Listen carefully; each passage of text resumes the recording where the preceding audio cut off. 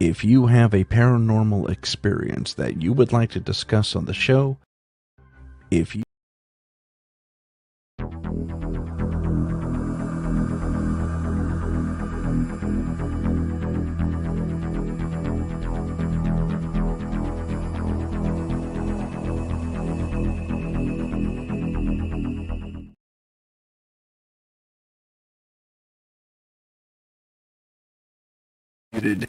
Hello, ladies and gentlemen. It's your favorite, very confused paranormal investigator. My name is Tim Sudano, apparently, according to Michelle. Actually, it's Tim Sudano, as it says down here. This is Paranormal Insight, and on today's show, we will be discussing what I've termed as the paranormal M theory. More so than simply being the unifying theory, it ties in more into, well, as the name suggests, the paranormal. So let me do this. And it didn't work. It's good times. It's good times. So, let me remove it and go back in. Basically, it's a theory that all things in the paranormal world have a relationship. And I actually have a fun little slideshow that kind of delves into that a little bit, but it's just not popping up right now for whatever reason. Hey, there it is. So, welcome to Paranormal M Theory.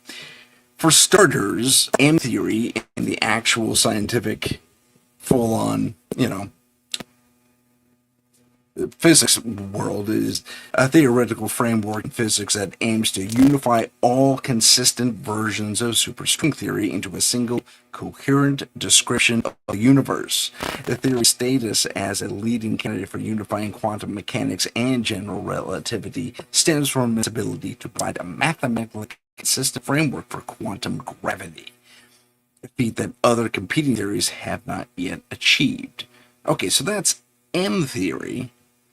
What about paranormal M theory? Well, I forgot to add the paranormal in the title, but here you go. Paranormal M theory is a suppositional theoretical framework in metaphysics that aims to unify all consistent versions of paranormal theory into a single coherent description of the paranormal universe.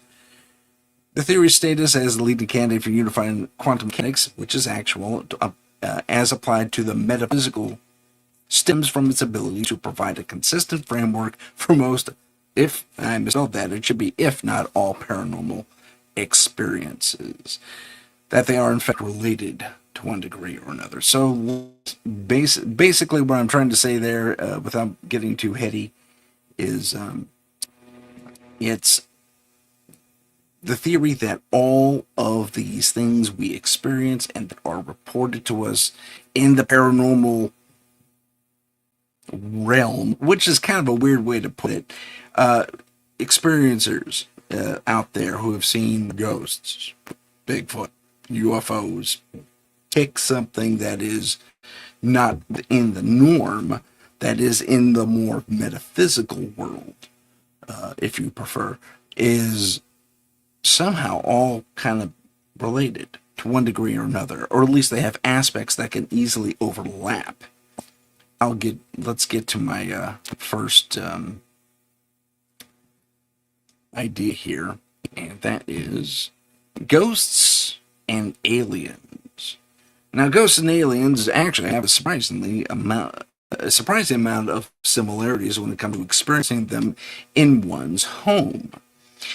Putting aside the abduction thing for now, we're looking at a phenomena that, by and large, has been that has been kind of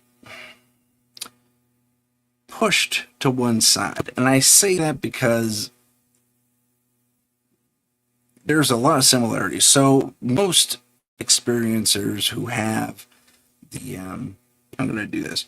Most experiencers who have the ghost and or alien experience in their home, and that's kind of key. It has to be in their home to really kind of make the comparison work. There's a lot of things similar that happen. If you see a spirit entity of any type, really, with very few exceptions, they tend to be able to walk through walls.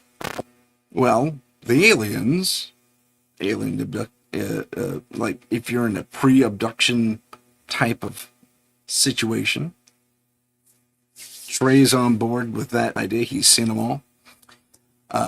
Yeah, haven't we all?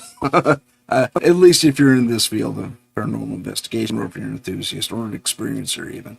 But yeah, I mean, we've all seen these interesting things. And by the way, I called you Trey. Your name's Troy. I'm sorry, I need new glasses, apparently. Welcome to the chat, Troy. But yeah, those who have had aliens in their home, either prior to or just after an abduction scenario, and they're aware of it, or they remember it later, or what have you, these things also come through walls. When they pick you up, your face is right through the ceiling. Not unlike a ghost. So being able to have that ability, there's the weird kind of connection. Some have even argued that a lot of purported ghostly activity is really alien activity. And that is something to really kind of consider. So if you have a ghost in your house, do you really have a ghost in your house? For the most part, from my experience as an investigator, I have not had that alien overlay happen in like the 1,000 cases I've done. And that's a rough estimate, by the way. It's not exactly 1,000, but it's either give or take. It's somewhere in that realm. And it has never come up for me, but as I delve into this and in creating this theory more and more, it became apparent to me that this could be, heavy on the could be, something that's similar. I mean, why have something come back repeatedly? Okay, you can see the spirit side of things. Yeah, unfinished business, or perhaps you're dealing with a nefarious entity that has it out for you, your family, what have you. And then there's the alien side of things, where they keep coming back. Again, similarities. They keep coming back because they targeted you or your bloodline or something along those lines that makes you unique, of interest. So that could be either or. Now, this next slide is probably going to challenge things for some of our viewers and listeners. And we have cryptids versus mythological beings. Now, I chose a fairy. Actually, the AI I used to create all this stuff, I chose a fairy. I would have gone with something like a satyr from ancient mythology, or some other mythological creature, but they chose fairy. They got the Bigfoot part right, although he looks like a gorilla. Anyway, I digress. So, between cryptids and mythological beings, what do we have? Let's take the example on board, up in the pictorial there. Right now, what we have is two creatures that are reported or purported to be able to teleport through the trees. That's what it was put. That's the reason I had Ron Moorhead's video replayed last week, because he's insistent on, and the guy's no dummies. He doesn't have flights of fancy. He has seen and or has evidence of this type of ability, inherent, perhaps technological, perhaps simply, like I said, inherent. They can just move through perhaps the mycelial network, not unlike Star Trek Discovery, which I found kind of silly, but I digress. I don't know. Maybe they're completely right. Who knows? But the instance that he always provides is, I've seen tracks where Bigfoot track, they get right to a tree line and suddenly there's nothing. Do they climb the tree? No evidence of scarring on the tree. Or a rapid climb or anything like that. Are they swinging through the trees? They have been known to do that. But it's a complete absence of anything. And then you trek further to see if there's a place to pick up the trail, and sure enough, Bigfoot track, Bigfoot track coming away from a large tree.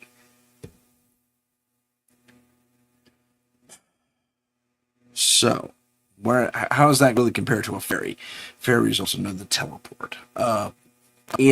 The version they laid out here, the AI provided me with a traditional later incarnation of fairy with wings, but the original fae folk were human-sized. So, yeah, and they also were said to be able to move through the forest in unnatural methods, unnatural ways. So we have two basic creatures here. Again, I wanted to use a satyr, but a satyr never really did that. Anyway. So, I guess the AI got it right in this particular instance. So we have two very different creatures. One is apparently, and I'll put that in little finger quotes, apparently.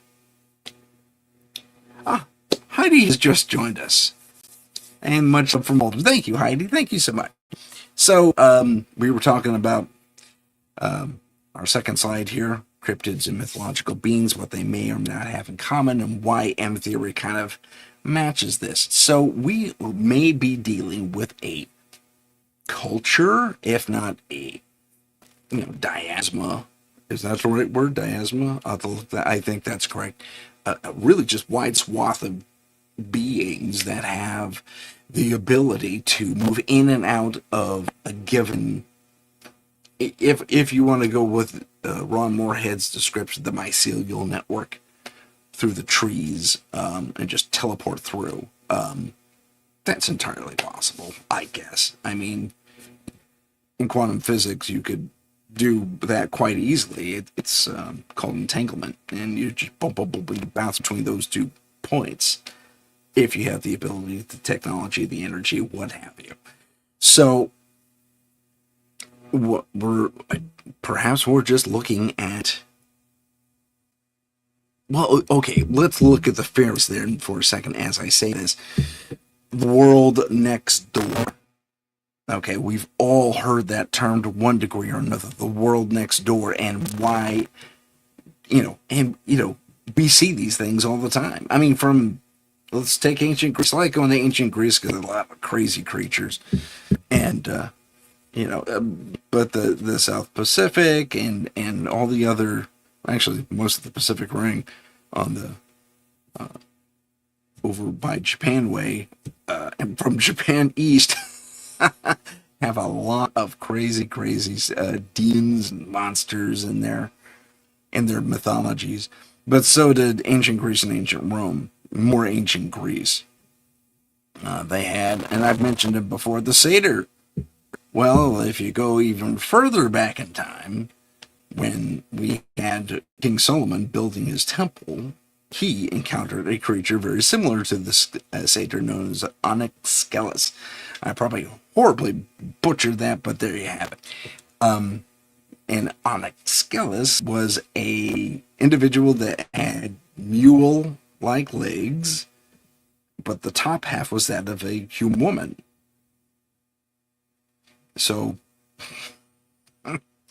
there you have it. That doesn't really make the comparison here with the pictorial, but nonetheless, we're dealing with same thing, same creature showing up in 2 different eras. So I think that has legs, if you will, if you forgive the pun. I think there's a pun there. Anyway, let's move on to our next slide. And this one tickled me. The leprechaun and the gnome. Now, both are supposed to be creatures, very small in stature. Both creatures are from the Fey world, and both creatures, I should say beings. Michelle said I shouldn't use creatures. Both beings are, both have a very strong following of belief to this day. In 2025, people still believe in these things because they say they keep seeing these things. The same thing for our previous slide. Let's go back one. Let's go to the previous slide. I wish there was a button for it. To this day, people see Bigfoot or Sasquatch and fairy folk. In reality, the little ones with wings are called pixies, I believe, but don't quote me on that. I may be wrong. But yeah, there's that one recent video where it's from the late 80s, maybe the mid 90s, where this guy's out and he has a new cell phone with 480k cam on it, and he's taking a little video, or no, he had a camcorder, that's what it was. And the question he asked in the video, in the title, what kind of insect is this? And it looked like it had dragonfly wings, but when it got up and kind of buzzed them, it did so like this. Not buzzing around like a bug, it did so like this. Standing up in a vertical fashion. Maybe it's a mutated dragonfly, could be. Who knows? But it raised the question, were these winged little people a reality? Yeah. Heidi makes an excellent point, which I was just going to bring up, but I'll share your stuff, Heidi. Heidi is of the opinion, and I agree to, for the most part, actually, generation after generation have spoke of these beings. I believe there is some truth in every legend, from, folklore, myth, that type of thing. And I have to agree with you. You wouldn't. That's a lot of people making stuff up. And perhaps it was it has been discussed, not necessarily on this show, but certainly on this network, that not only were these belief systems a method of control, and they were to a degree, but a method of, yes, same thoughts, we're the same guy. But that we were having a shared experience across the generations. Some say, like I was saying before, about control. The old legend, this came up in a discussion recently, the old legend about don't whistle at night because you'll attract things to you and they'll whistle back, and sometimes they'll come pound on your door, and you are in major danger, because major danger. That half rhymes. I don't know why it tickled me, but it did. But yeah, they'll come knocking on your door, bang on your door, say it's me, in a very humanoid yet slightly off voice, trying to get you to open the door and invite them in, or just open the door. So it's interesting. There are odd little rules that come into play when regarding a lot of these cryptids and mythological creatures. Mostly the mythological creatures. Vampires, as an example, have this actually has a ring of I guess, authenticity as far as it played through. It's canon. Let's call it that. It's canon in vampire lore that if they knock and you open the door, you gotta invite them in. Or you have to say, "Come with me," to one degree or another. And that holds up, and even into the modern day. And I think I told the story before the show where two girls were partying in New Orleans, if you prefer, and they got in a scuffle of sorts with a couple of possessive young men who wanted to show them how tough they were and be their man for the night, type of deal. And this dapper elderly middle-aged gentleman steps up and deals with these guys and says, "I'm really sorry. If you allow me, I'd like to be your escort for the rest of the evening." And they said, "Yeah, sure, why not?" And for the rest of the evening, he goes with them. But every time they enter into somewhere, he stops at the threshold of the place. Even if it's open air and a lot of people are inside and it's a public place, he waits for them to say, "Hey, what you waiting for? Come on in." And by the end of the evening, one friend is stupid sick, drunk, barfing all over the place. It's time to go home. And this dapper gentleman says, You may come home with me. I don't live too far away from here, and I can make you very comfortable, and we'll take care of your friend there. You have a place to sleep that's safe. And the girl who was less inebriated, or less sick anyway, gets a funny feeling all of a sudden. Dapper guy has been dapper, like a little too dapper, like he's been waiting for this moment where they're even more vulnerable. And she was polite about it, but at the same time she says, I think we're okay. You don't have to follow us. It's Jen! JV Noseworthy's on the chat. How's it going, Jen? Good to see you. Good to see you. So anyway, the dapper gentleman says, okay, you have a great rest of the evening. The friend has another vomiting spat moment, and the girl attends to her, her friend attends to her, and when they look up, dapper gentleman is gone, and it was a matter of a few seconds. Gone. And it was like, they scanned the streets, which are mostly empty at this point, even during Mardi Gras, and nowhere to be seen. So, to this, that's a modern day telling, kids.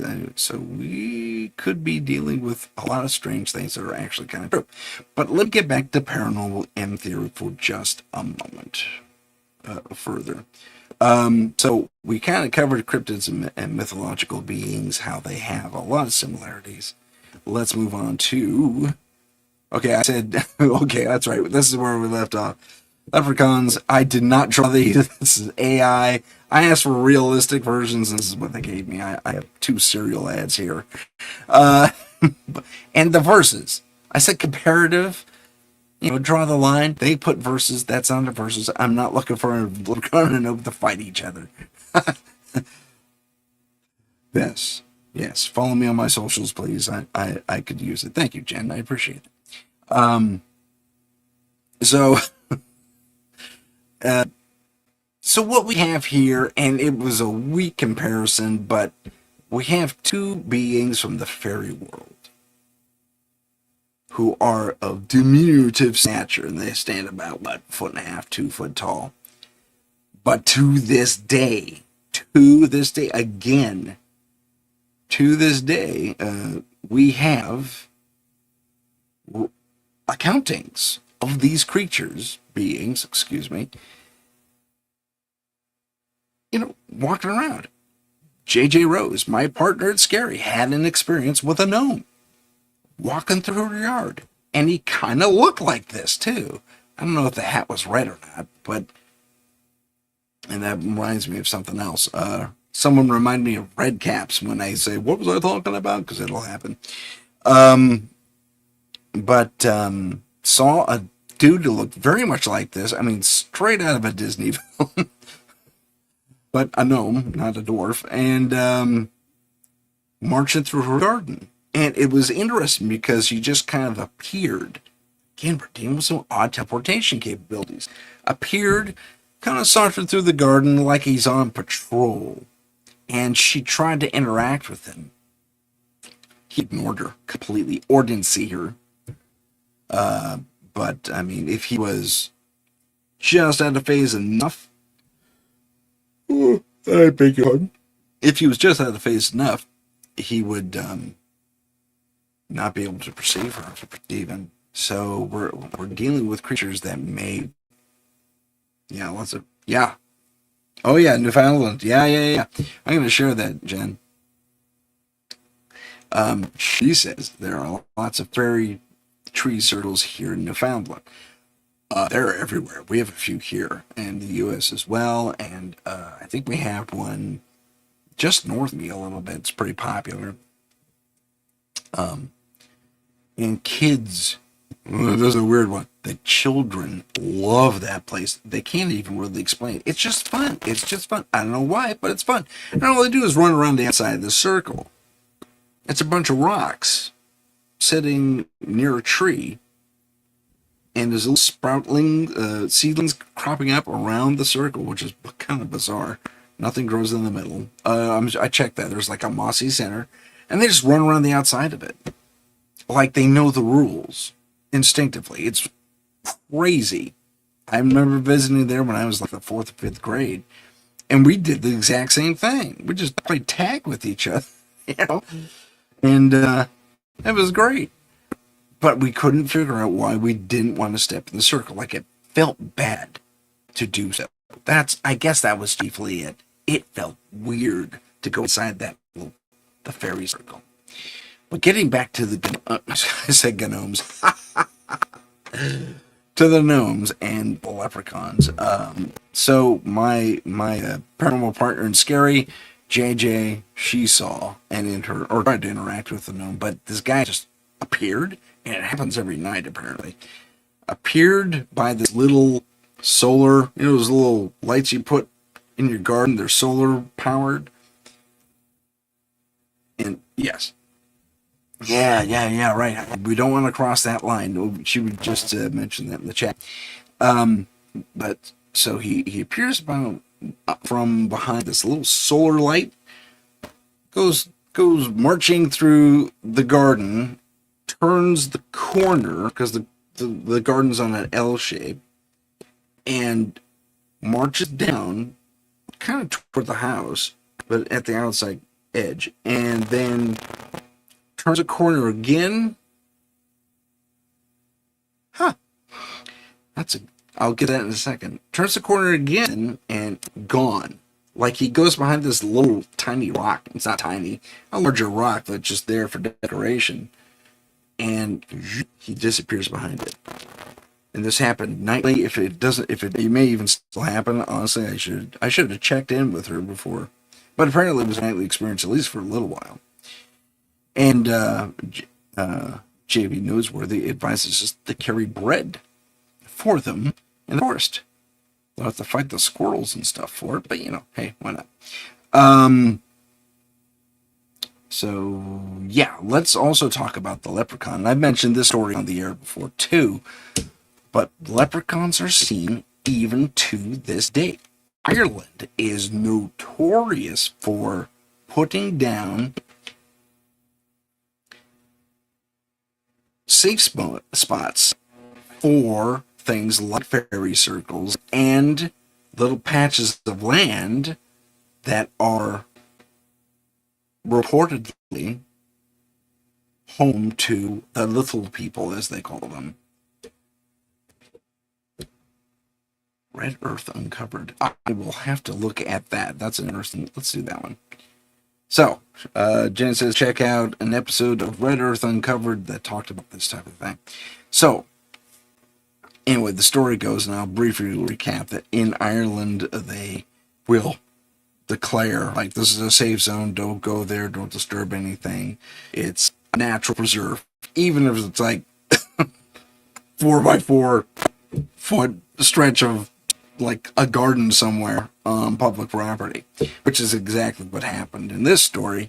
Some guy sitting on the bench, and I think he's feeding the pigeons, and a few of his breadcrumbs stray into this little mini garden that fills in the space on a walking path, or a series of walking paths that interconnect. And lo and behold, he sees this little person come out, grab the bread, and run back. And he's shocked. He goes down to the pub and tells the story. They all think he's nuts. He goes back next day, and he's not really looking for it to happen again, but he's put a little extra into the bread, into flinging of the bread, and the bread does tumble into the garden. And he almost missed it, but he forgot his paper, and he goes back to the bench, and he sees a little hand reach out and grab a piece of bread from behind a rock. That's insane. Now I know I'm not seeing things. Now I know I'm not dreaming because I saw it twice. So he goes back to the pub again and says, "You're never going to believe what happened to me. I swear up and down, I'll buy everyone around to prove I'm telling you the truth." I don't know why that mattered, but he buying around apparently means you're sincere. So, yeah, and I guess there was some sort of journeyman, someone on the city council there says, if you're serious about this, I can run this up the flagpole. It's like, well, what, okay. So it does. The mayor of the town gets involved. And it's not the biggest village in the world, but it's, big enough that it has a city council. And, or a council. And they, sure enough, they ran it up to the stateside thing. They do an investigation, and turns out he wasn't the only one who saw little people in this garden. And long story short, they declared this little patch. It's like, it's not even, I don't think 6x6 in size. I think it's probably smaller than that. And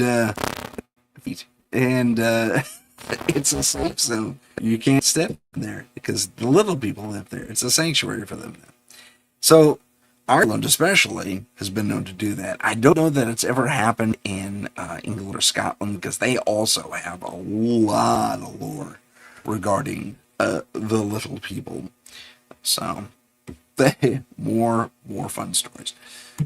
Let's talk about some things that happen in my neck of the woods. The brown kid over here is a rendition of Pukwudgie out of Vermont, or the Bennington Triangle area.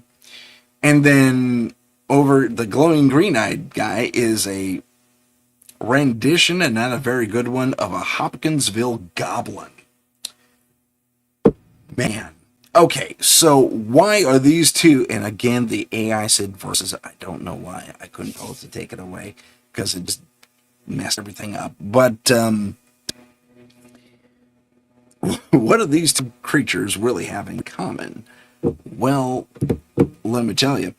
There was if you don't know the story of the Pukwudgie, it's a bit involved, but I'll try and make it as brief as possible. I'm going to blank on the tribe. I want to say the Miwok, but I'm probably wrong. Had relations with these guys, in that they were kind of buddies. And they pop in, not unlike our fairy friends, or even Sasquatch, from an alternate realm. Another space. And they pop in, it's kind of like a trading agreement, trading relationship, and they trade things all the time, usually beads and foods and whatever else. And at the same time, they would also provide protection against a race of what were called giants. Oh, don't get me started on giants. But giants who would occasionally come in and just ransack the village. And I do have a photo of a puck. That's a rendition of a Pukwudgie that's up there right now. Yeah. I don't know that there are different types of Pukwudgie, but this is just what AI spit out. Heidi asked me this question. I'll just show it to everyone. Did you have a photo of a Pukwudgie? No, that would be cool. If you do a focus search on the Fae, there's a few months ago. She did a search on the Fae a few months ago, and didn't realize how many different types are. Bogarts and goblins and all kinds of stuff.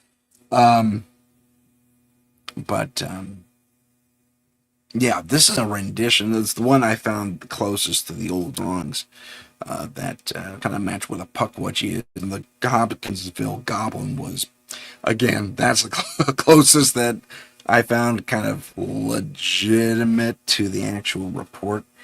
So the Pukwudgies were buddies with, and again, I'm probably getting the name of the tribe wrong. I want to say Miwok, but I could be wrong about that. And in fact, I probably am. And they helped them out, and they were under not constant attack, but sometimes these giants would come in and just smash their fields, destroy their little town, and they had to rebuild. Right?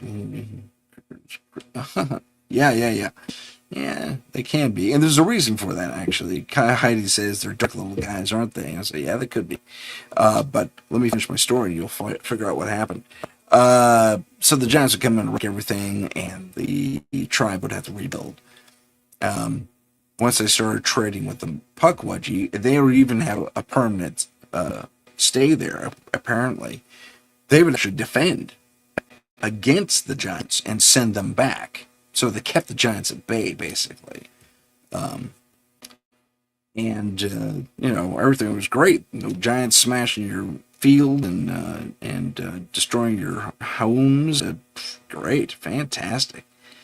Scaring away the game or eating all the best game, that type of thing. So it was beneficial to have these little guys around, the Puckwudgies, until, as the story goes, as I recall the story, the son of a chief started picking on them, like relentlessly.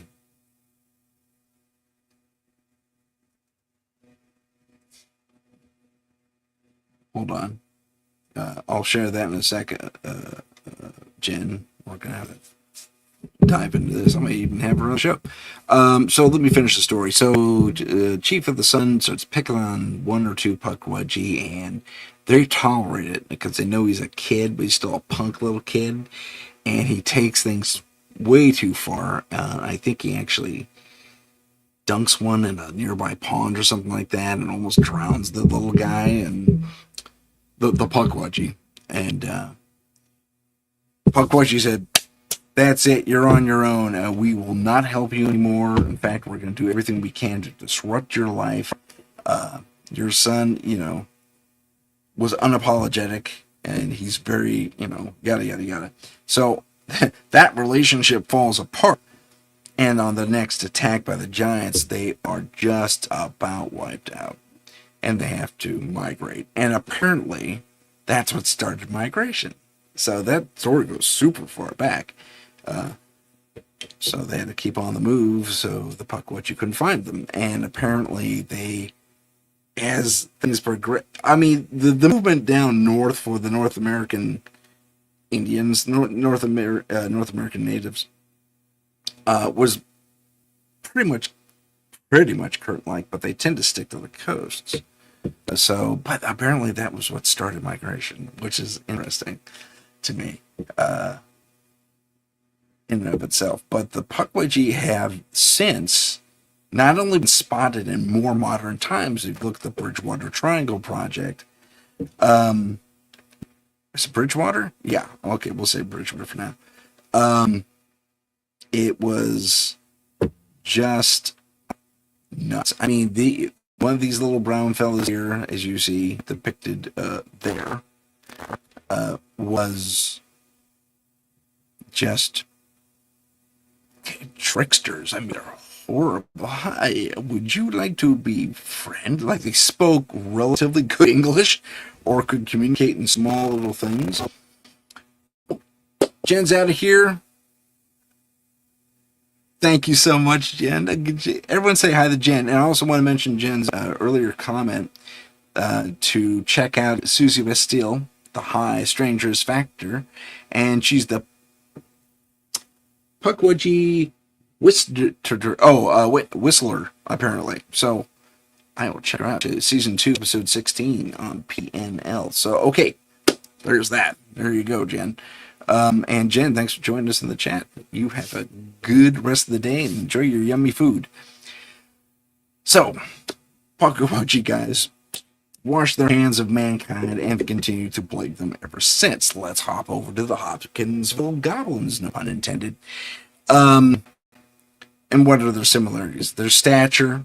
There's, the Puckwudgie's the little guys. So were the Hopkinsville Goblins. Now, the difference between the Hopkinsville Goblins, I'm just going to call them the Goblins from this point forward, is that the Goblins happened in way more modern times, back in the 50s, perhaps the early 60s. I'm drawing a blank on that blue book. It was a blue book project case, because no one knew what to make of what was going on. So these little green fellas show up after someone, I think, witnesses a craft landing. Now, this is the difference between the two, but the differences stop right about there. And then these little green dudes with the glowing eyes, they don't march or walk, they kind of hover like a mere inch or two above the ground and just kind of float in. That would suck. If I saw that coming at me without stepping, yeah, I'd probably have a similar reaction. Well, this guy's at a water pump out the sticks at the family cabin, and he's got a few of his family inside. It's night, or just about dusk, and he's pumping some water, and he sees these guys come down and floating toward him. And first there's 2, then there's 3, then there's 5, and the numbers keep increasing. And so I think he had a shotgun with him, because you're talking bear country, man. You gotta defend yourself. And he has a shotgun. And he boom, boom, boom, boom. They hear him firing, and he comes running inside, and bars the door. He says, "We got a problem. Everyone load up and arm up. Get the kids into the basement because something's out there. I don't know what it is, but gunfire doesn't seem to affect them that much." Well, maybe you missed. I don't think I did. I mean, we're talking guys who hunt for literally a living to stay alive, especially back in the day. Excuse me. So this whole family, mostly the men, tuck the women and children into the back corner of this cabin. And I think the cabin may have been a 2-story. But suddenly, they are beset by all these creatures in green. I can't use my finger because of the frame. The green guy with the glowing eyes. I mentioned about a dozen of them coming out of nowhere, and a lot of these guys are hitting the target. They are tagging these guys, and they go down, they tumble a little bit, but then they get right back up and float right back at you. Ooh, so it'll knock them down, but it won't stop them. And they appear to be wearing perhaps some sort of protective suit, maybe, and that the eyes aren't glowing eyes, they're more like goggles. So everything about the skin is a suit. And I couldn't manufacture that sorry, I'm pointing to my off screen on my master screen over here. I couldn't manufacture that in the AI, but this came pretty close. But the glowing eyes were there, and they were greenish. They did not have horns. If you were to use your imagination and extend the skin of the ears up into the horns, you might get a better idea of what this thing actually looked like, at least according to their drawings and renditions. So the whole family, boom, boom, boom, shotguns, rifles. It's a war zone, and these little guys are not going down. At one point, it quiets down. They go outside, and one of the brothers, someone gets grabbed up by the hair. I don't have hair to do it, but there's a little roof of the porch. He walks out, gets grabbed up by his hair, lifted off the ground. He's kicking and screaming, and his buddies or his family turns around and lay a few rounds on him. He's dropped, but there's a menacing cackle among they all kind of do it at the same time. And this tracks with the Pukwudgie, because the Pukwudgie are known to do that as well. There's a separate incident before I finish up the Hopkins Goblins thing. Well, I'm sorry. Let me finish a Hopkins Goblin. The Goblin story. So, more of a firefight ensues. They're out of ammo.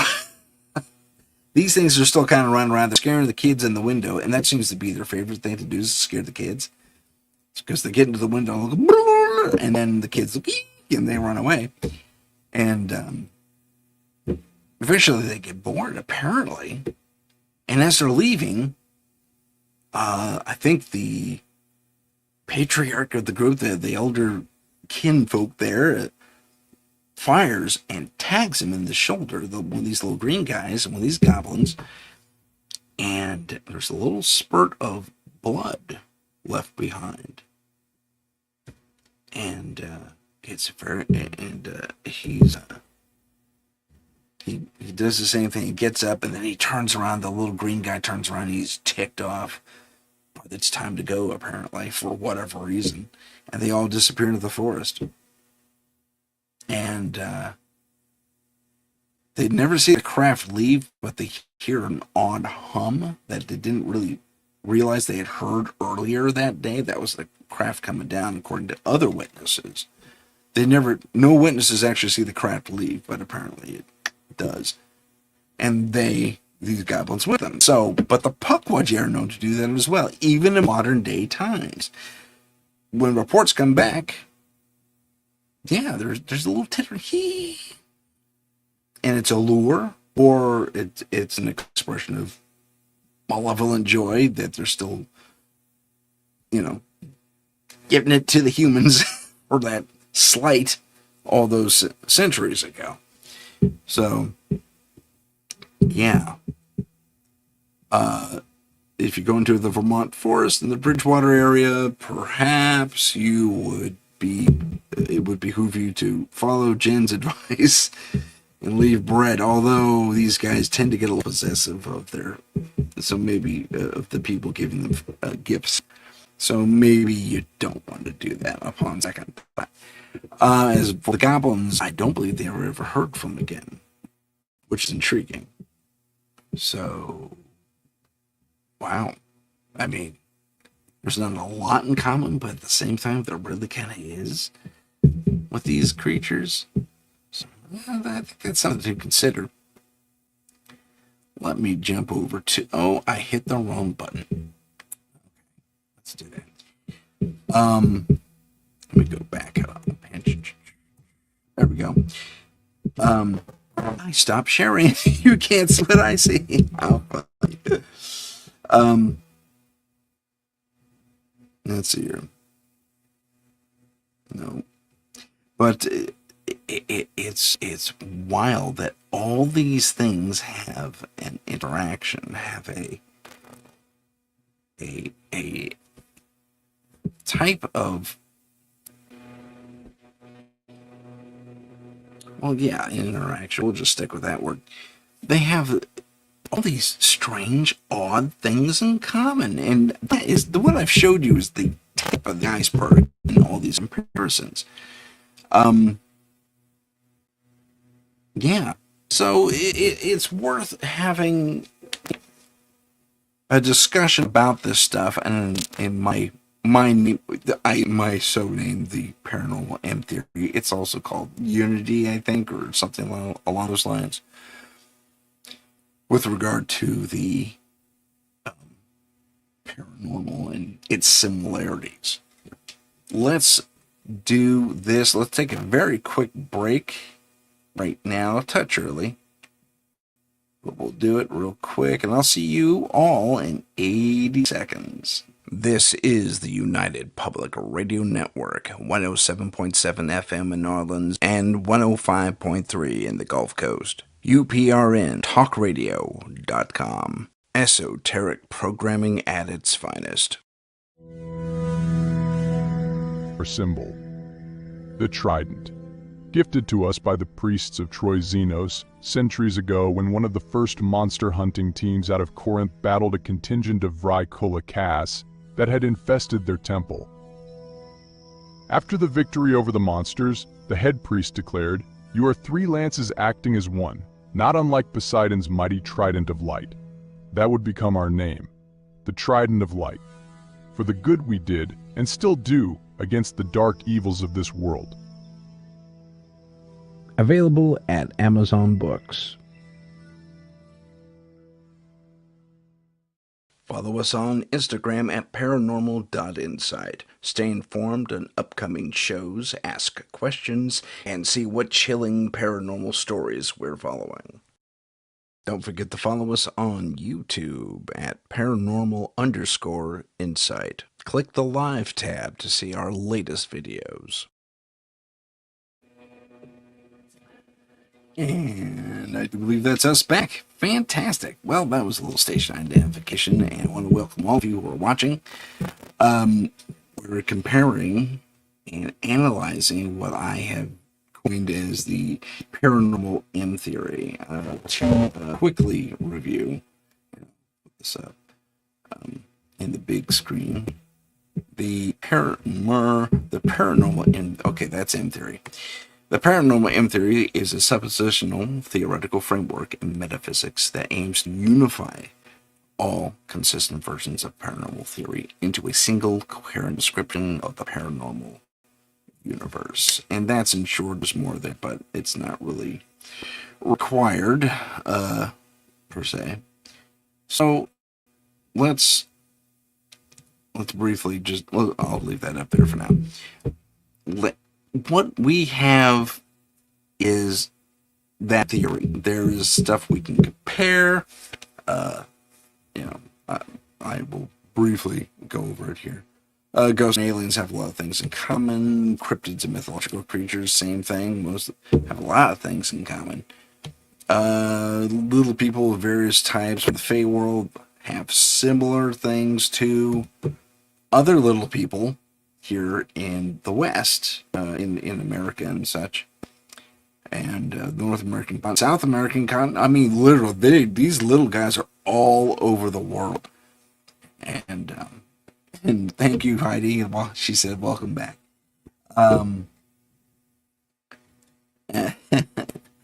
But let's talk about what doesn't make sense.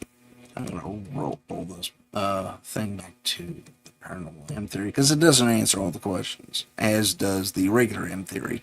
Doesn't answer all the questions. We don't have all of the answers.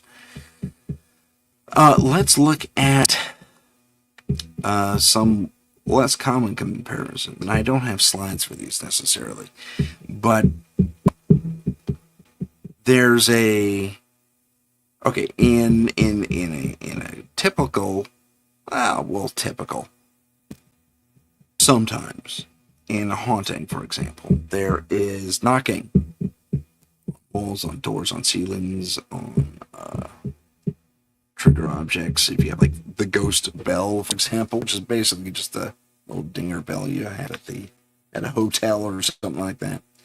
And you need a little service bell, ding ding, one of those. Well, you put those out in the room, and if a ghost is there, you can say, "Hey, ring that bell, let's know you're here."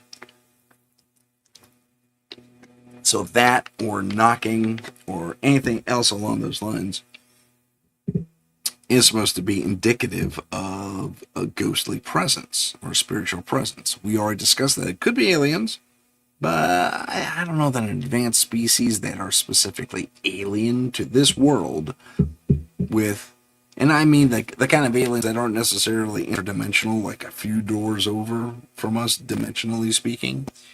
But I mean, here in this particular reality, coming from great distances, from different worlds, those kind of aliens. I don't think they go knocking. They might trip on something. That's actually been documented a couple of times. Someone put up booby traps so they would wake up.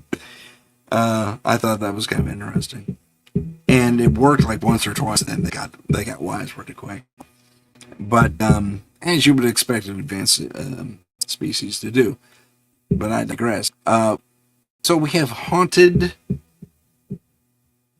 phenomena that results in knocking.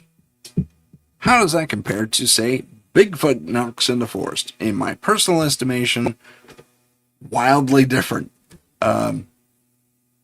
That is more of a direct form of communication. Not that the knocking in a haunted location isn't, but I'm of the mind that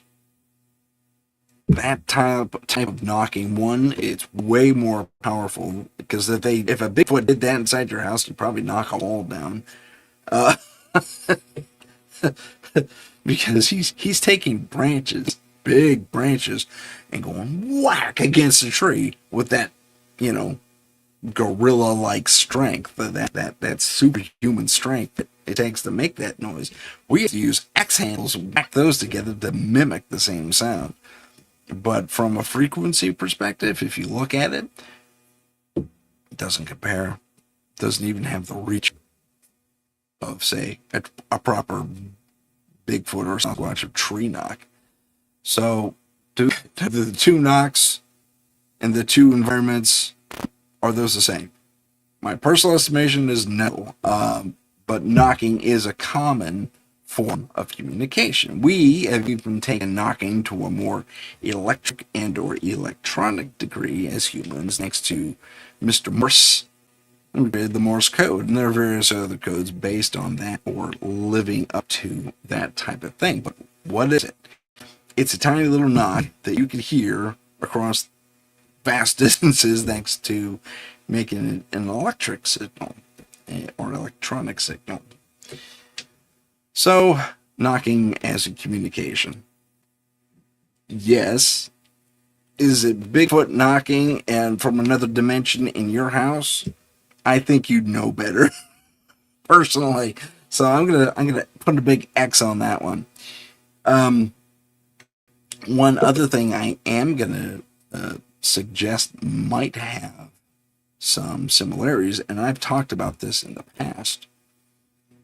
And it won't let me show it. That's just silly. Okay. There we go. And that's let me see if we find the slide I'm talking about. But UFOs, and I touched on it briefly a little bit earlier. UFOs and a fairy craft. So UFOs and fairy craft, and I'll share this file.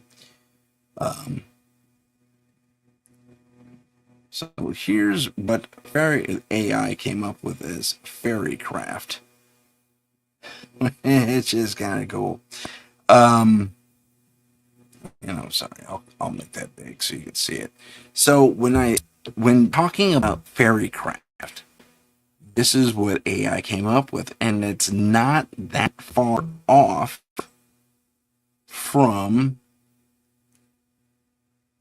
what's actually described in the past. If you take a look at these things, and it didn't go to full screen, how disappointing.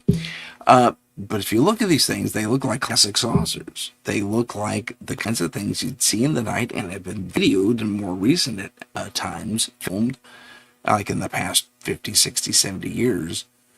I mean, up until today. I mean, you can't log on to Instagram, for example, without seeing a new UFO video. Look at this. What is it? Is it real?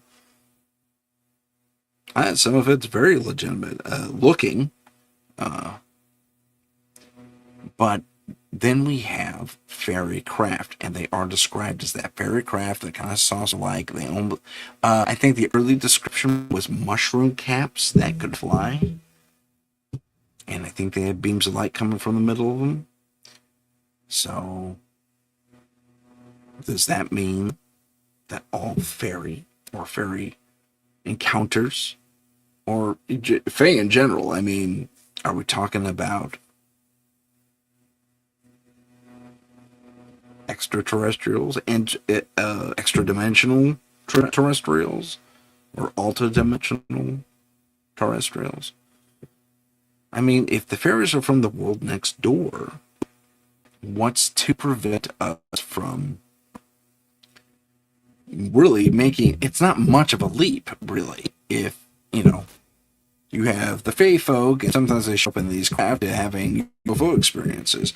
And that's been explored on various television shows, both scripted and unscripted, before. So the theory holds enough weight, in my personal estimation, that you could say that fairy experiences and alien and or UFO or UAP, if you prefer, experiences. I don't like that term. I don't like unidentified aerial phenomenon. That, come on, UFOs. That's what it's there for.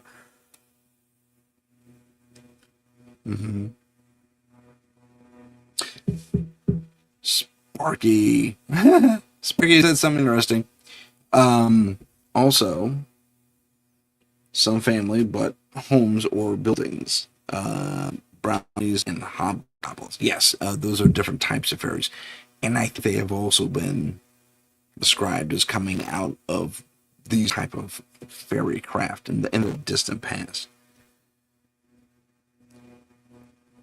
Thanks, Sparky. I appreciate that. So I gotta rewatch this. Yeah, please do. I invite you to. But let's also consider that we are okay. Let's assume for the time being that we are experiencing alta dimensional creatures. I say alta because it's alternate dimension really kind of implies that it's not the thing next door. It's like I am, like a total flip side of our reality. I don't think that's what's happening. I think these things are coming from right next door, because I think we know if something different was happening. Although, who's to say?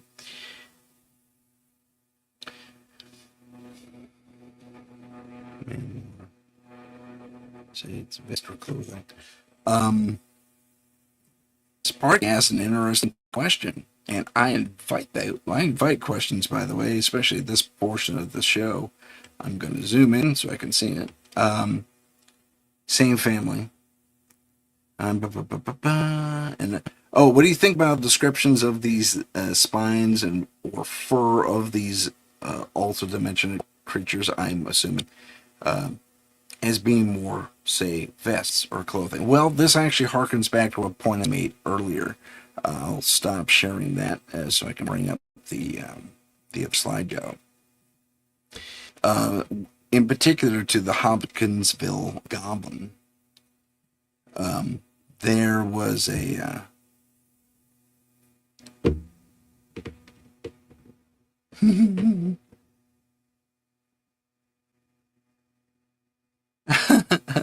Heidi's making an interesting observation. Apparently, she has a bunch of shows going at once. But as I was saying, let's see. Let me collapse this. And whoops. Having fun with technology, folks. But as I was saying, when I was talking about the Hopkinsville Goblins, they were reported to have a suit on, which I found beyond fascinating. So earlier I did a comparison between the Pukwudgie and the Hopkinsville Goblins. And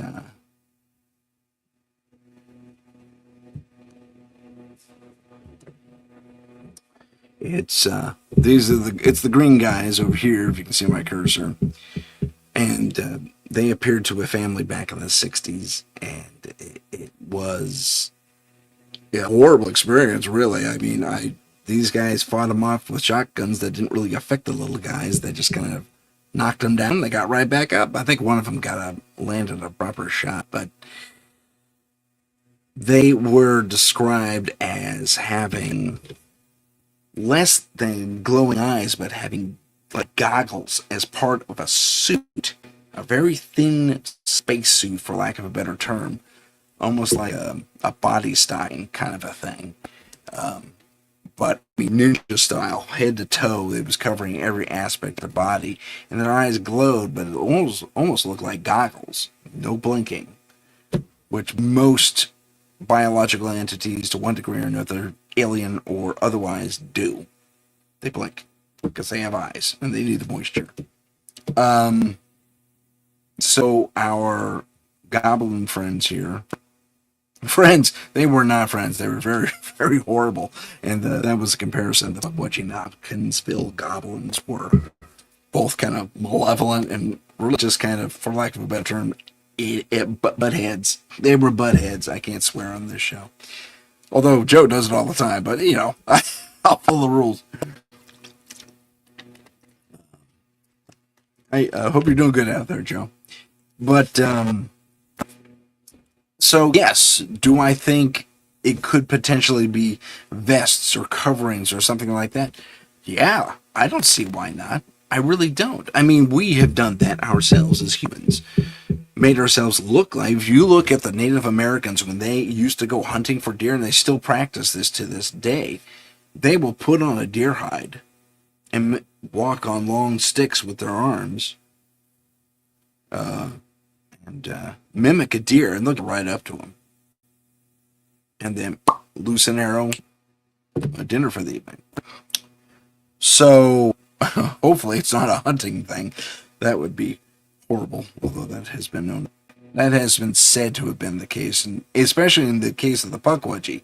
One guy was said to, you shouldn't have ever threatened to. I don't think I had threats. What are you? Okay, I would never do that.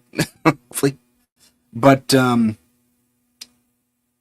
Heidi just made an interesting statement about threatening her, and I don't think I did. Or she was getting a threat from someone else. It didn't show up on my end of things anyway. So, yeah, let's keep it kind, folks, okay?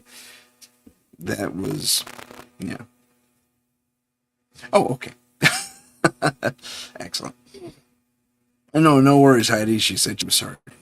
But, yeah. Don't be nice to folks here, man. We're all in the same boat. We're all trying to explore this stuff.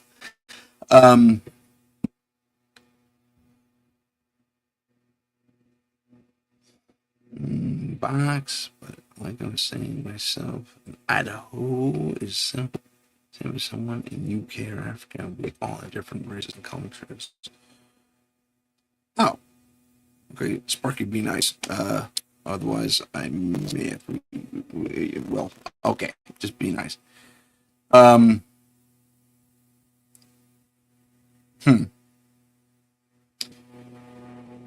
Many different cultures and species in the Fey world. Yeah, I mean, jeez.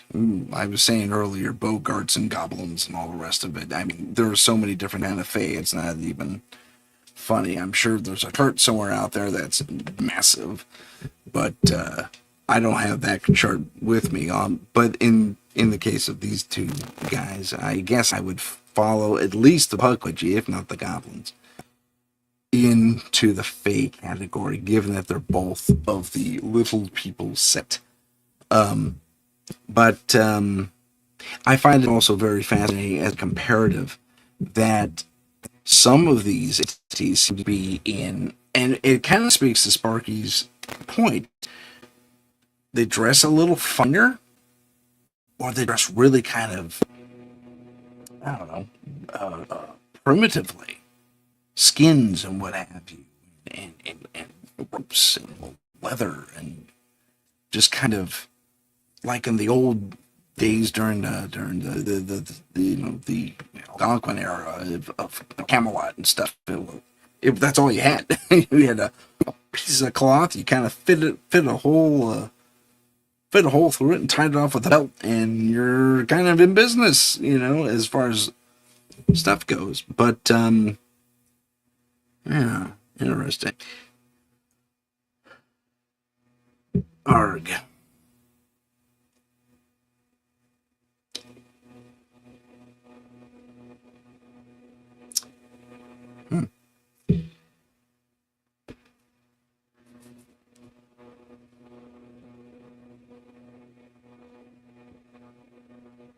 Interesting question. Sparky asked an interesting question. So let's look at this. What is my opinion? Is a Pukwudgie the same description as a brownie but different location? Could they be cousins? If we're dealing with creatures from an alternate reality that are seeping in like they're right next door to us, as has often been described, that is entirely possible. Are we looking at the American Fae or the North American continental Fae? Actually, including Central and South America, quite possibly. To call it a firm belief or a firm yes would be irresponsible of me as an investigator. I think it has a very, very strong possibility of being the case, though. Yes. So, yeah, absolutely. I think there is there's too much in common for it not to be related, at the very least. Could they even be from yet another dimension that's next door the other way? Possibly. And we were the accidental dominant set here on the planet, whereas in their world they were. And I spoke earlier that the Pukwudgie were at one point or another friendly with the local natives. I mean, up until one of them ticked them off and so on and so forth. Not to repeat myself over and over. Um, Heidi, that's all good. You know, keep it civil, kids. That's all I say. Otherwise, I'll just stop the chat altogether. Um, Moving on. Let's also compare what theory has to offer in regard to. Hello, I hit the wrong button. Has in regard to other comparisons. I want to get that thing back up. Let me share that screen one more time.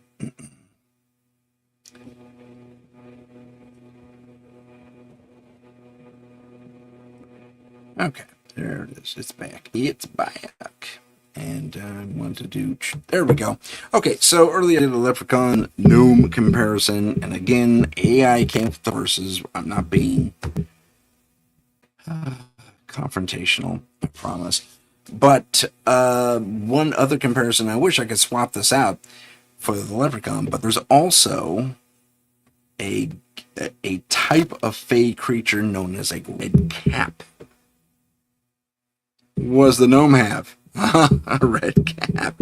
Now the red caps, actually there was a movie about it not too long ago.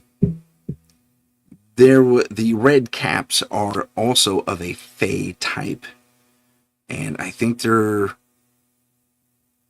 in England, if I remember correctly, or in the greater UK area, Scotland, somewhere near the border, maybe between those two countries. And the red caps are a little more dwarfish in nature. Like where gnomes are about 1.5 feet tall, these guys are like 3 or 4 feet tall. And they're underground dwellers. But they have they're also, it's kind of bizarre. The way they have their would-be society set up is they are not from another dimension. They may even be refugees from an alternate or fairy dimension, but they still have like odd. Yes, gnomes and red caps are different. Absolutely.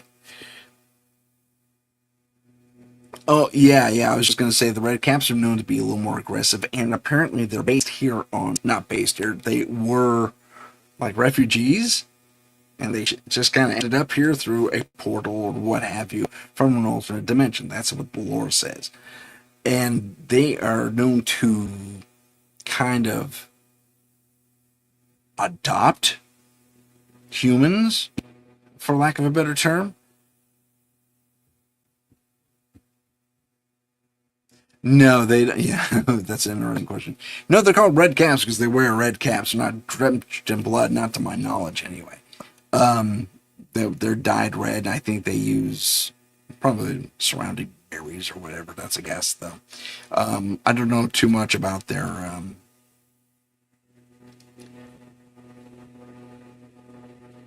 Yeah, drenched blood versus their name.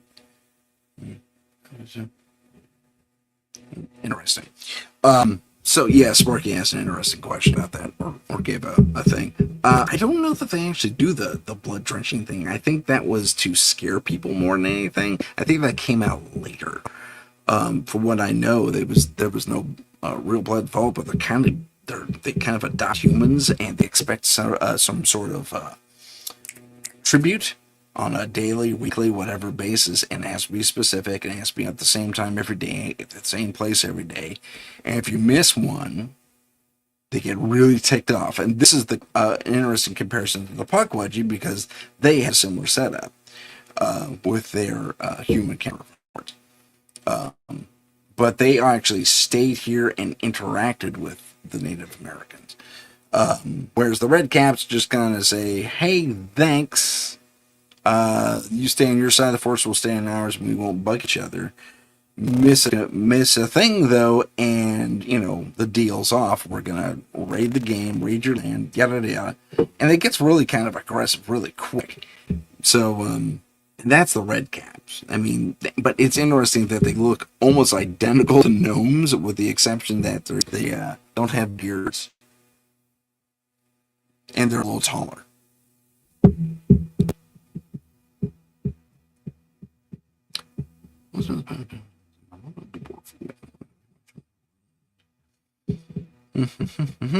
Interesting.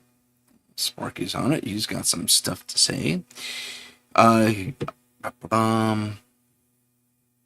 Yeah, they like ruined spaces, which is interesting. My thing on their folklore is that they are what are their victims? That's interesting. I didn't realize that was the case. See, I thought that came later as an addition, as a means to scare people to stay out of the forest and not interact with these creatures. The whole dyeing the hats with blood. Or that is what the Red Caps were said to have done. Also known as a dunter. Yeah, I've heard that term as well. Yeah, that's very interesting. And they like ruined castles. Stuff like that, yeah. They also like underground situations. So, if you treat like a tree stump or something that has a burrow in it, that could be a red cat dwelling. That's what I recall anyway. But I mean, there's a lot of interesting stuff in comparison to these guys. Let's go back to.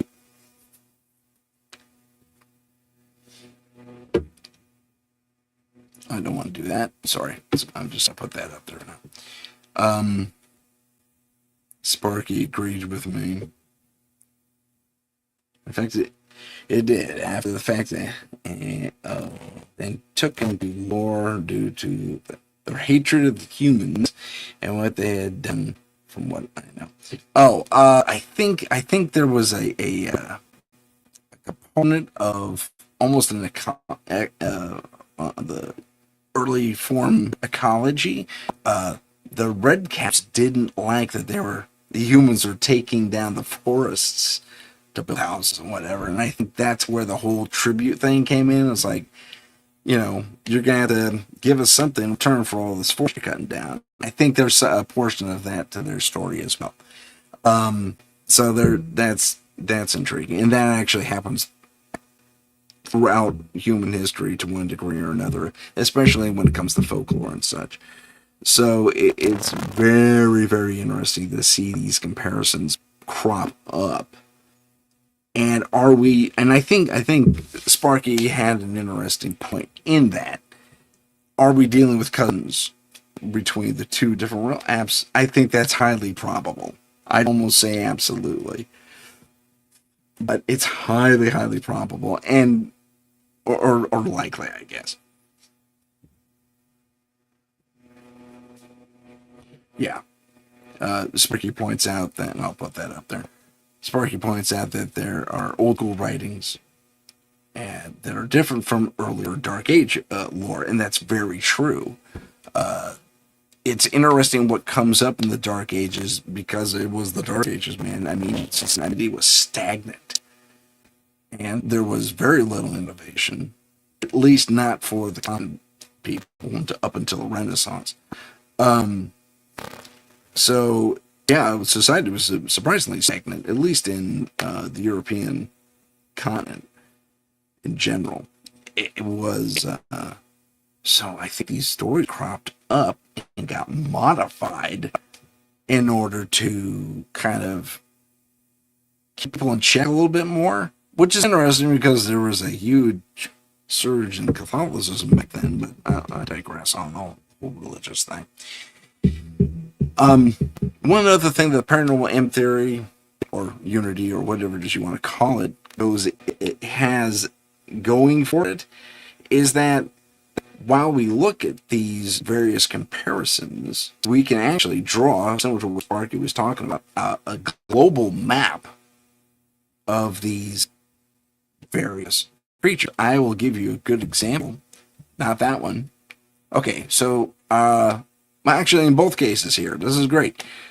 We have our cryptids, specifically Sasquatch. He has cousins all over the world. Big, fairy, ape-like, upright walking beings that inhabit the mountains typically, or the forests, or what have you. And there's literally every culture, ancient and new, across the globe, has this creature somewhere. in their lore. And they are still seen today, especially, well, I don't know, especially in North America. I know England's been having a minor little Bigfoot flap of their own recently. And it's been, it's just fascinating. So, yes, this is where paranormal M theory kind of really comes into play in the high ground. I can't talk today. That we do have these entities, these beings, all over the globe. Let's look at the comparison here. Again, this wasn't my choice. I was going to go for something else. Let's look at the little pixie fairy creature here. This particular version, the one with the butterfly wings, is an invention. We just talked about how things get embellished over time. It is an invention of more like Victorian era England.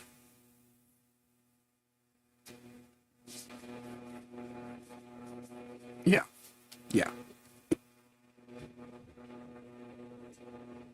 Sparky agrees with me. I'll put a little comment for those of you to read. Yeah. Things that are said to be cryptids now and mythological creatures of old, there's a huge crossover, and they're coming to light more and more. I mean, I'm sorry, let me go back to fairies real quick before I dive in with Sparky on that particular point. But these guys, these are typically the little pixies with the wings and stuff like that kind of resemble insects but aren't quite insects, are also all over the world. They have various names, come from various cultures. They have various kind of miniature like fairy cultures, and they're in and of themselves, and they're all said to be from the world next door, an altered dimensional space. Going into what Sparky just said, and I'll put that back up again. He said, cryptids now and mythological beings of old, there is a crossover for sure. Oh yeah, I think that's absolutely possible. Absolutely, highly possible. We're already exploring for ourselves as humans, or perhaps rediscovering various ways to move into these alternate or dimensions right next door as a means of travel. That has come up not only in science fiction but in fantasy as well, where and we're talking magical gates or portals and stuff like that. And these beings have been able to utilize that technology and or ability to manifest said portals or gateways, or however it is you want to look at it, into our world and back.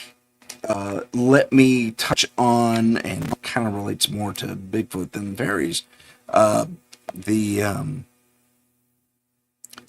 place known as Skinwalker Ranch. There's a story there that really kind of stands out to me as speaking to an alternate dimensional interaction.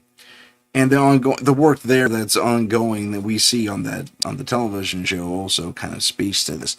But the story is, they're one of the earlier families who settled there, names escape me, they'd just gotten some cows, I think. Among them was a calf. And, yeah. It is odd. So, one of them was a calf, and suddenly, out of nowhere, is this gigantic wolf-like creature, a dire wolf, if you prefer. In fact, a lot of people suspect that it was a dire wolf, especially since very recently on the show and features Skinwalker Ranch, they actually found a dire wolf skull, I think partial skeleton as well. That creature is supposed to have died out a while back. Now, if we have a portal somewhere or an ability to access that portal, and this creature from an alternate dimension, and again, right next door, so a lot of similarities are going to be in place biologically speaking. Happens through, oh look, direwolf. Hey, wow, that's a big dog, and this dog was, for the most part, friendly. Tried to eat the calf, and they shot this thing with a handgun, a 45 too. I mean, they weren't playing around to get it off the calf. And the dog just kind of, oh, you don't want me to do that? Okay, the calf's dead at this point. Lets it go and goes over to the dude who was shooting him and sits next to him like an obedient, domesticated dog, a dire wolf. Okay, this is right out of Game of Thrones, man.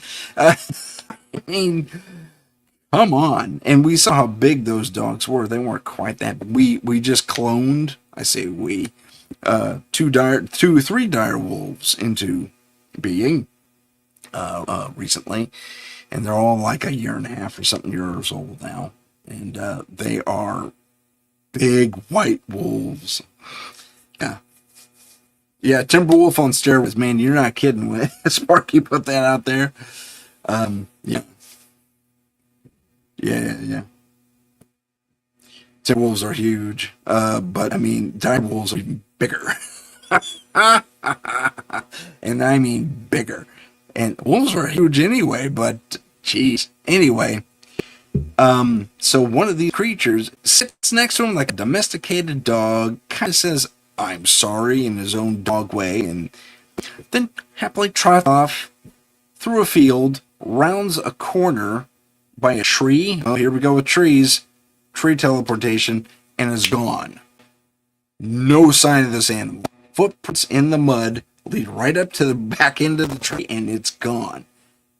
They try feeling for this dimensional whatever doorway because it's obvious there's something that interrupted this wolf's path and made him go somewhere else.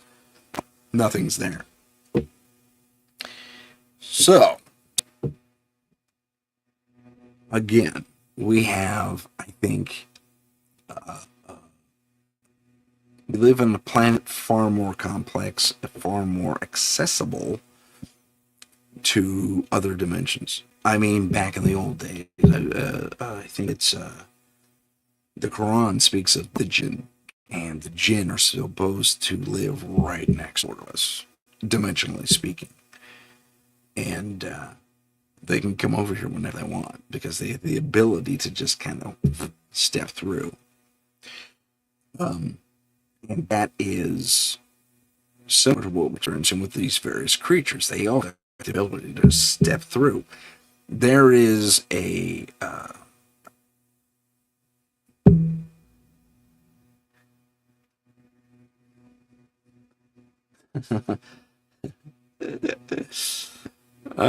yeah, Sparky's playing me up here. That's good. Thanks, man. I appreciate that. Subscribe and like. Yeah, that's right. Do that. But we're dealing with a dimensional field of experiences. I said dimensional. I meant interdimensional, I think. And that's kind of where M theory really, and paranormal M theory really rests, in that we are looking at a layer, another Earth, right next door, interdimensionally speaking, that, or maybe a couple of doors down, I don't know, or what have you. Not far off from ours, I don't think. And I think maybe if we were to visit this realm, this alternate dimension, we go, oh, this looks very much like us. Oh, look, there's my house in another dimension. Or may not recognize who walked out the door, necessarily.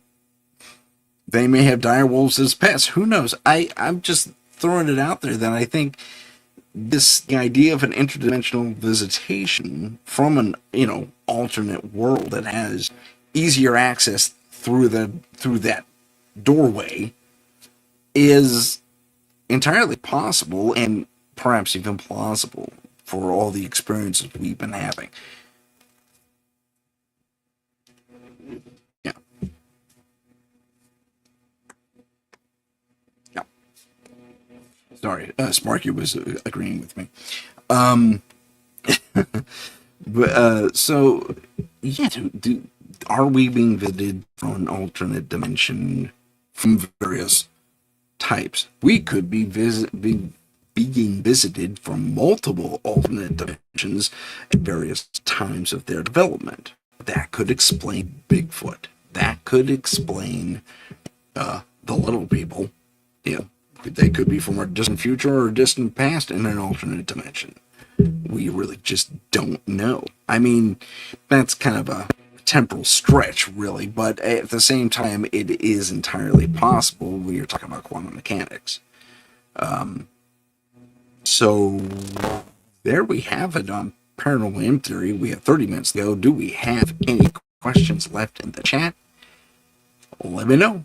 I'm here for it. At the same time, I also want to revisit. Is this it? I had something about aliens and ghosts, and it went away. No. No. Okay. We'll just leave it up here. Okay. I'm sorry. There is one more thing. With regard to the Hopkinsville goblins, again, I'm just going to call them the goblins. Oh no, I'll call them the Hopkinsville goblins. They're the only standout, with exception of ancient fairy lore, that had a craft involved. I don't recall any craft involved with the Pukwudgie or the Bigfoot, although I take that back. That has been with. Oh, that's interesting. You know, now that I think about it, the Pukwudgie is the only standout in our comparison. Because the Fae are supposed to have craft. The Bigfoot have been associated with UFO craft. And certainly Hopkinsville goblins have been associated with UFO craft. Wow. That's a revelation for me, ladies and gentlemen. I just really put that together just now.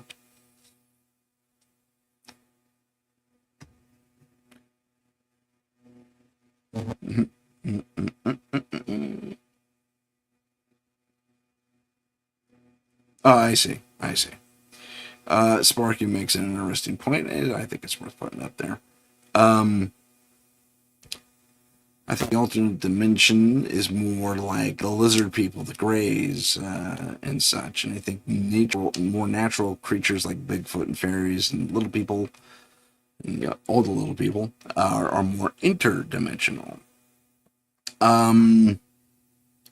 I would say that has validity, but I would also add that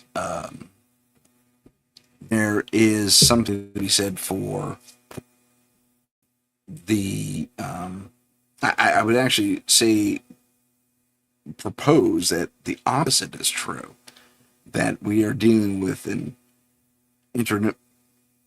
ultra-dimensional existence. Like the Pukwudgie are probably the masters of their domain and their dimension versus us in this dimension, and so on and so forth. And the interdimensional creatures are the Bigfoot, the fairy, and all those guys. So I'm sorry.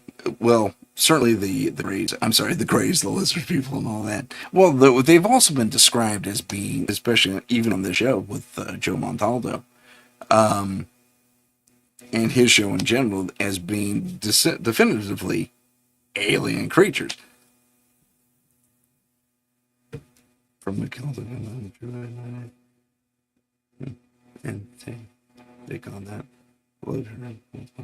Oh, yeah, okay. We're here. Debate is beautiful, my friend. That's good stuff. That's interesting. That's interesting. He has a druidic background. That's very cool. There is. I think both. There's probably a mixture. Hell, I mean, that's really what M theory is. It's combining all these ideas and making them one. So, ta-da! I think did it. At least partially. I forgot what my point was. Oh, okay. I was expanding on the point I made before, is that with Joe Montaldo, he actually had an interesting theory, and I'd never heard this before, that the lizard, the reptilians, the greys, and the humanoids were all at one time, when this solar system was a bit younger, here. They occupied Mercury and Earth and Mars and a whatever the 10th planet was, which was, as I remember my assessment from my time at NASA, it was about half the size of Jupiter. Yeah, I think roughly half the size of Jupiter, but solid, like Earth, more rock, not gas.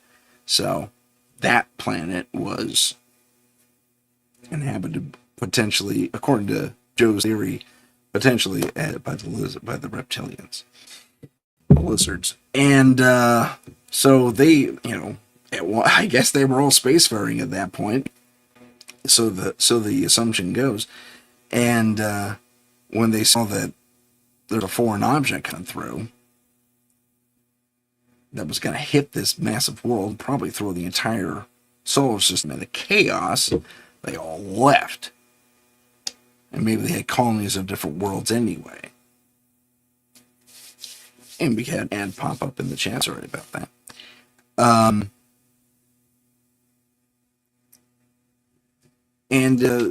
So they left, and then they finally came back after things calmed down a little bit, and Earth was the only survivor with a viable atmosphere.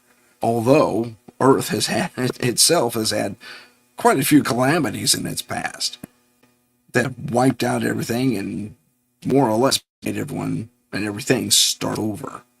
So we survived that. I mean, there's that black carbon ribbon in the strata of Earth over literally half the planet because a solar flare hit the planet and baked it. It could have been from the explosion on the planet too.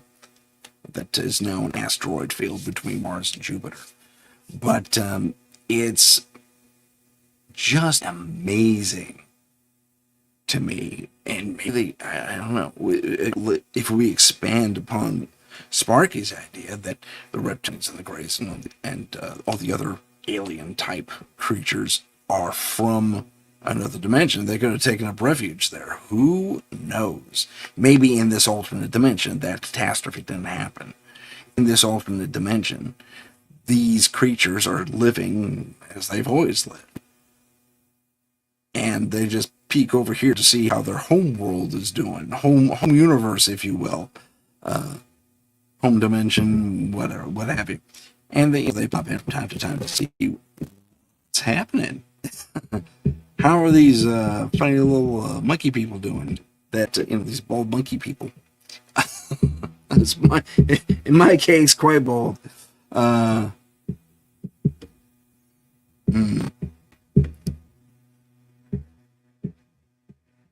So Sparky asked me a question. What is my opinion? I put most nature and lore things in one box. Then the lizard greys and others in another. They may have connection, but are they separate? Oh, I think I just went into that a little bit. Specifically, I think there is given separation between the various species, if you will, especially if we're talking more alien stuff, or what we consider aliens, like the lizard people, like the sleeve stack from Journey to the Center of the Earth. No, reptilians. That was a great movie. Sorry, that was their language. Anyway, the lizard people, the greys, and all that. If Joe's theory is correct, we have more in common with them than not. If basic spacefaring theory is correct and ancient astronaut theory is correct, which is starting to fall apart now, by the way, as far as cultural stuff goes. Yeah, Jerry Sunroof was amazing. They've done it a few times. We probably saw different versions, but I like the older one. Sorry, I was talking to Sparky, everyone. When we have, I lost my train. That's my fault. My apologies. All right. Okay. So, are they separate? Yes. Various species are separate, I think, for the most part. Again, I think the Pukwudgie could potentially be the ruling class of their dimension. As I say ruling class, I mean like the dominant hominid, I guess, like we are here. When it comes to the goblins, different story. I mean, and the same thing could be said for oh, I goofed. For the, oh, you can't see my stuff anymore. For the Sasquatch and for, see, like fairy folk or the little people in an alternate dimension, perhaps on the same planet. I couldn't really speak to that. Given that there that the Pukwudgie, as in we keep going back to them, so we'll just stay there. Given that the Pukwudgie were effective against repelling giants, we don't know where these giants come from in the stories. Perhaps they are from the Pukwudgie dimension, and it could be the Sasquatch there. Who knows? I mean, you're at this when you start talking that type of thing, you're looking at a lot of speculation with not a lot of proof. You can go by your gut a little bit, maybe, but I mean, realistically, these creatures just could all live on one world. They could live on separate worlds that interact with ours.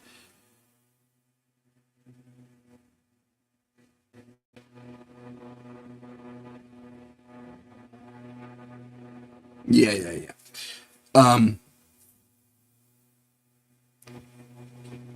Yeah, Sparky kind of agrees with me on that one, it looks like, from what he said. That's good stuff. One of the giants with the war with many old. Oh yeah. It was. Yeah, that's fascinating. I'm going to put that up, Sparky. Giants went to war with many old world Moorish creatures, and it's true. A few weeks back, I talked about how the and you'll appreciate this being druidic and from the Celtic stuff in that vein, the Celtic vein. I'm gonna blink on their name now. Oh no, the Teray, the Tanan, no, something de Danan. The Tierra? Oh no, that hurts my feelings. But when they showed up on in Ireland before anyone else, that they had to face off against giants apparently, or just larger men type people who were barbaric in their own right. I mean, compared to these supposed light beings, they literally glowed. Apparently, they had to take on this horde of other people, and I'm drawing a blank on their name too. It's hard to keep all this in your head sometimes, folks. Oh, sorry, I didn't expect to visit this, so otherwise it would have been in my notes. Tiernan Dananan. The light beings way back in ancient times before mankind ever even showed up there. No, that's who they battled, the Fomorians. I'm talking about the Tane de Danan. I'm messing that name up so bad. But yeah, they battled the Fomorians. And kicked them off the island or slaughtered them or whatever. From my understanding, it was they forced an exodus from that land, and only to die of a disease a few hundred years later, wipe them out. But oh, here we go. More comparison, more M3 stuff. They were said to come down on clouds that were specifically shaped kind of like saucers, maybe. They just kind of showed up at the clouds, because these clouds touched down, and these guys walked out of them. Oh, M Theory to the rescue again. I seriously, I think there's a lot of stuff happening that did happen and is still happening today that links as obscure as it may seem, not everything, mind you, because we did the whole Ghost Knock versus Bigfoot Knock thing. That doesn't compare. But, not in my personal estimation anyway. But, the the idea that we still, to this day, have creatures, beings, I'll correct, the that can teleport either through trees or just by will or what have you, and apparently disappear in the middle of a field without so much as a blink or to do or to just suddenly gone. There was a video very, very recently that came out about this thing that was just kind of floating along in the middle of a field somewhere, and I think it was like Argentina or something like that. And it's a comparatively black figure against a yellowish wheat field, and just cruising along, and it's not bobbing, and it's super fast. It could have been a drone, but I didn't see anything that made it look like a drone. It's steady and rapid thing, and this girl was panning with it, and it was just amazing. And then suddenly, I can't remember if she stopped the camera because she was just getting tired of filming it, or if she turned it back on. She says in Spanish, or Argentina, Spanish, it's gone. It should be right there, but it's not there anymore. So I don't know if we actually saw the thing actually vanish into a space. I wish we had. That would have been extra cool to visualize that methodology by which they disappeared. But yeah, but it's still just, that's kind of where M theory really comes into play, that all of these things, for the most part, I will add that caveat, for the most part, have a link to one degree or another, to where they behave similarly, they react in a similar way, and they have bizarre, crazy, odd abilities to intermingle not only with us here on Earth, but to transition back to wherever it is they actually come from in about the blink of an eye, and come back just as easily. We've all heard Bigfoot stories from Ron Moorhead, from oh gosh, the other Bigfoot guy who just freaking blanked on. He takes people up to Canada to go look at them. Someone else will give me a name on that, hopefully, before we break. And so we have the Bigfoot stuff. We have the dire wolf story at Skinwalker Ranch. That thing just came and went out of nowhere. Same story too. Footprints lead up, and gone, nothing. And they just stop mid-step too, which is crazy and cool. And I want to know more about it, and I want to know how I can do it myself. And I want to shake Bigfoot's hand. Not that he knew what I was doing, probably think I'm trying to rip his arm off. Not that I could. But I digress. Any last questions for the chat? Okay, we have 10 minutes. And we're about to wrap it up.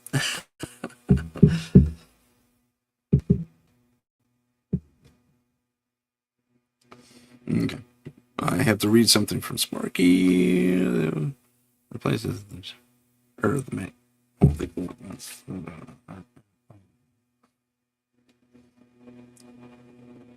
Okay. Yeah, you know what? I'm going to put that up, Sparky. He says, I would agree. One point is all what you're talking about, and the other forms of dimensions and places, and the tie, the binding point is this Earth, this dimension, the magnetic hole, the orb, the minerals, perhaps the energy. Could be all those things. It could just be that we, and I this has been talked about on this show before and on other shows as well, that we simply lost the ability to do it ourselves. That this was very commonplace way back in the old days. I mean, way back, like ancient times, before we were really writing everything down. That this was commonplace. Humans could do this. I mean, it's been discussed, and even to a point researched and proven to a point. But and some say it's because of the whole pineal gland. Okay, I'll say pineal gland. I'm probably wrong about that. Being reduced in some way or another, calcified, and being not allowing us access to the full potential of what our minds and bodies and spirits and what have you can do.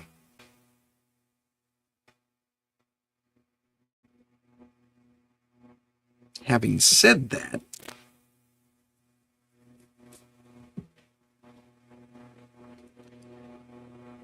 I don't think it's impossible for us to recharge or rehabilitate that ability, especially in this day and age when we have a lot of science kind of back in our play for the most part, and there are certain systems to overcome certain potential adversaries of such abilities that are out there to hinder that awakening, if you want to call it that. But if it is a natural part of what we were once able to do, I would be remiss in my capacity as an investigator, at the very least, if not just a general curious person in general, to say that we should probably explore reawakening that ability.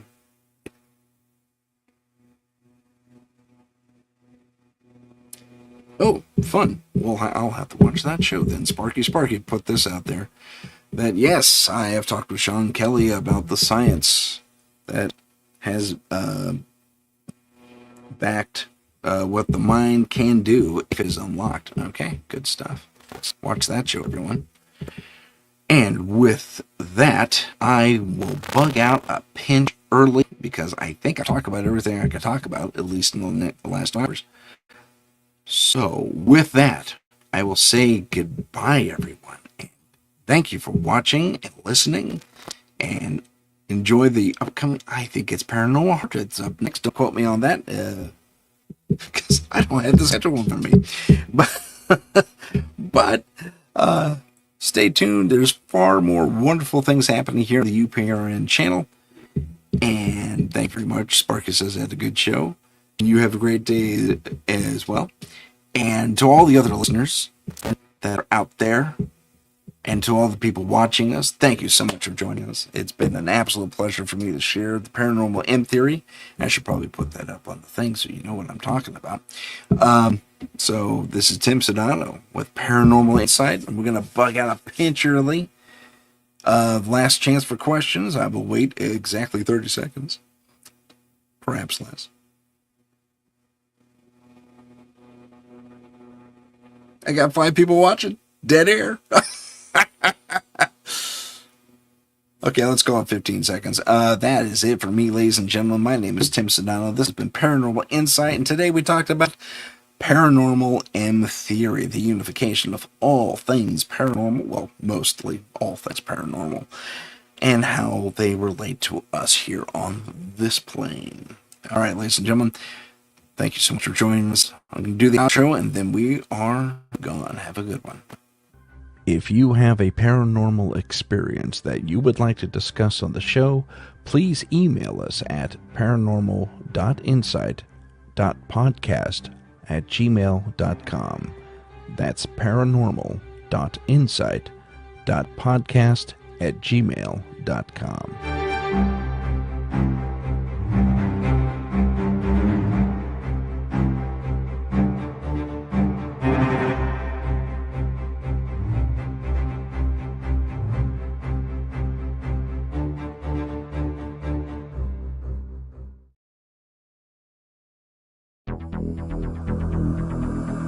This is the United Public Radio Network, 107.7 FM in New Orleans and 105.3 in the Gulf Coast. UPRN talkradio.com. Esoteric programming at its finest.